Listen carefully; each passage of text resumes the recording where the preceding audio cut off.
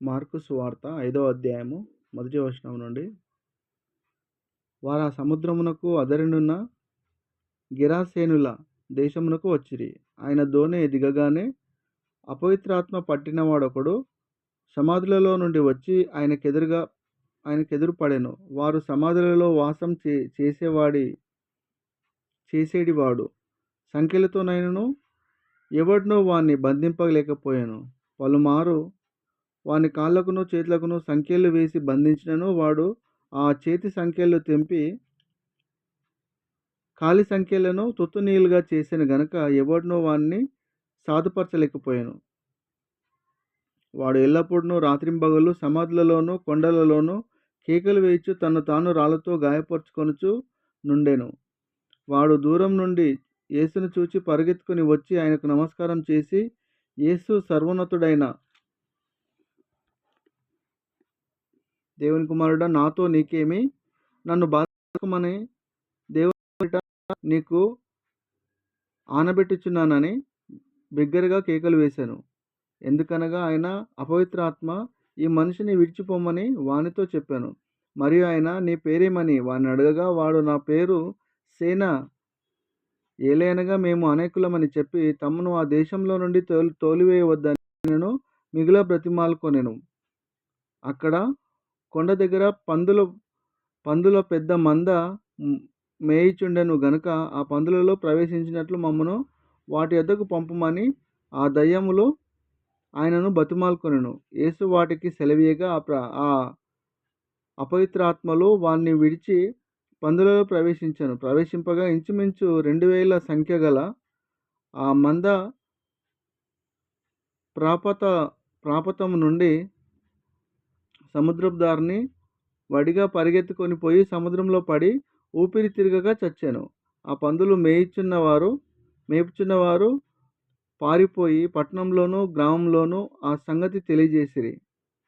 జనులు జరిగినది చూడ వెళ్ళి యేసునొద్దకు వచ్చి, సేన అను దయ్యములు పట్టినవాడు బట్టలు ధరించుకొని స్వస్థచిత్తుడై కూర్చుండి ఉండుట చూచి భయపడిరి. జరిగినది చూచిన వారు దయ్యములు పట్టిన వానికి కలిగిన స్థితియో పందుల సంగతియో ఊరి వారికి తెలియజేయగా వారు తమ ప్రాంతములో విడిచిపోమని వారు ఆయనను బతిమాలు కొనసాగిరి. ఆయన దోణి ఎక్కినప్పుడు దయ్యములు పట్టినవాడు ఆయన యొద్ద తానుండనిమ్మని ఆయనను బతిమాలుకొనెను గాని ఆయన వానికి సెలవీయక, నీవు నీ ఇంటివారి యొద్దకు వెళ్ళి ప్రభువు నీ యందు కనికరపడి నీకు చేసిన కార్యములన్నిటినీ వారికి తెలియజేయమనెను. వాడు వెళ్ళి యేసు తనకు చేసినవన్నీయో దేకపోలిలో నారంభింపగా అందరూ ఆశ్చర్యపడిరి. యేసు మరల దోణి ఎక్కి అద్దరికి వెళ్ళినప్పుడు బహు జనసమూహమును ఆయన యొద్దకు కూడి వచ్చెను. ఆయన సముద్ర తీరమున నుండగా సమాజ మందిరపు అధికారులలో యాయీరును నొకడు వచ్చి ఆయనను చూచి ఆయన పాదముల మీద పడి, నా చిన్న కుమార్తె చావనై ఉన్నది, అది బాగుపడి బ్రతుకున్నట్లు నీవు వచ్చి దాని మీద నా చేతులించవలనని ఆయనను మిగిల బ్రతిమాలుకొనగా ఆయన అతనితో కూడా వెళ్ళెను.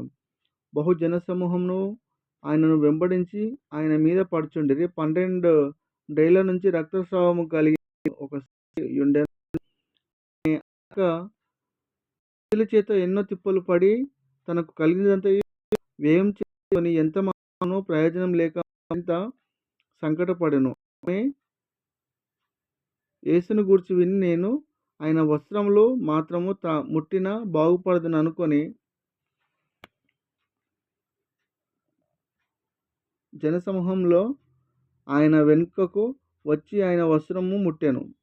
వెంటనే ఆమె రక్తధార కట్టెను గనుక తన శరీరంలో ఆ బాధ నివారణ అయినదని గ్రహించుకొనెను.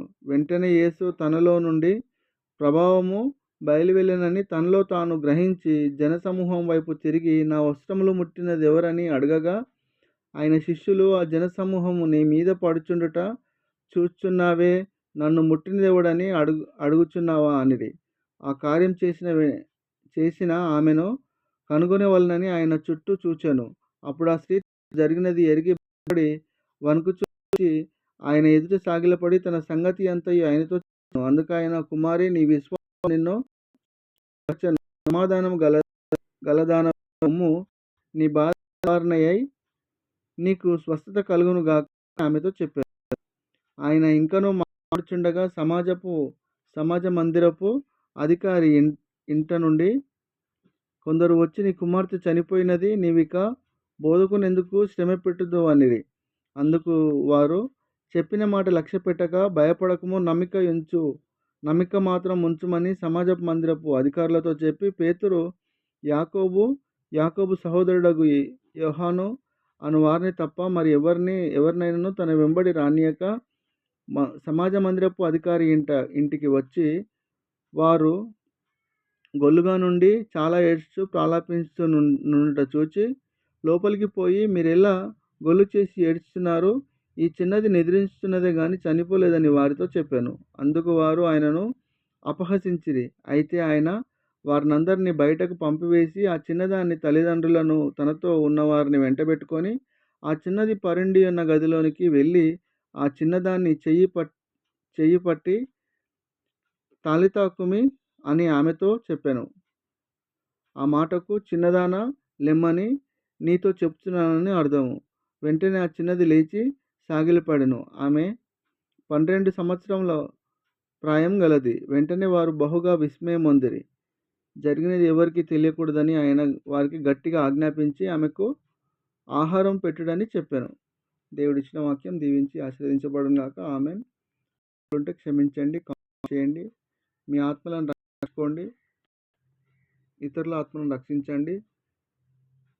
దేవుని గురించి తెలుసుకోండి. God bless you.